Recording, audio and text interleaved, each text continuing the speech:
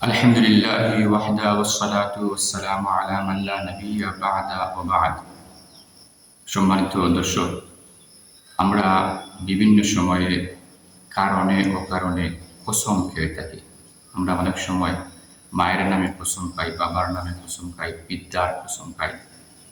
আমার মায়ের কসম, বাবার কসম, আমার বিদ্যার কসম, মসজিদের কসম, মাদ্রাসার কসম, কাবা ঘরের কসম।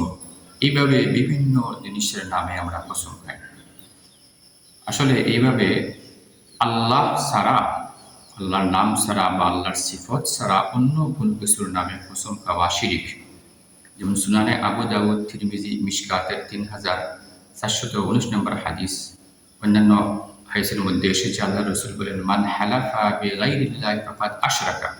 কোনো মানুষ যদি আল্লাহ ছাড়া অন্য কোনো কিছুর নামে, কোনো মাখলুকের নামে কসম খায়, কসম করে, তাহলে সেটা শিরিক গুনাহ হবে। এজন্য আমরা যদি কসম খেতে চাই, তাহলে আমরা আল্লাহর নামে কসম খাবো, তো আল্লাহ সিফতের নামে। কোরআনের নামে কসম খাওয়া যায়। আহসানুল ফতোয়ার মধ্যে এসেছে, আহসানুল ফতোয়ার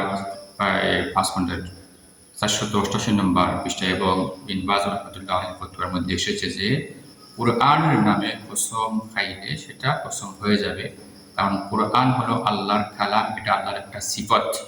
সুতরাং আল্লাহর সিফতের নামে কসম খেলে সেটা হয়ে যাবে।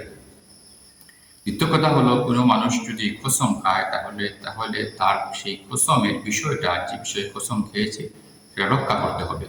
সেটা যদি সে রক্ষা করতে না পারে, তাহলে তাকে কাফফারা খেতে হবে। কাফফারা হলো সূরা মাইদার 89 নম্বর আয়াতের মধ্যে এসেছে, কাফফারাতুহু ইতআমু 10 মাসাকিনা মিন আওসাতি মা তুতঈমুনা আহলিকুম আও কিসওয়াতুহুম আও তাহরিরু রাকাবা।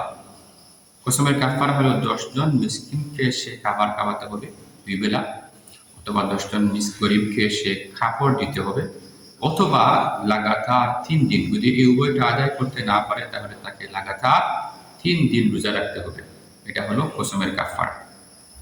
আমরা চেষ্টা করব যে যাতে যে কোনো বিষয়ে অনর্থক অথবা অতিরিক্ত কসম না খাওয়া। কথায় কথায় কসম খাওয়া এটা ভালো লক্ষণ নয়, এটা ভালো মানুষের লক্ষণ নয়।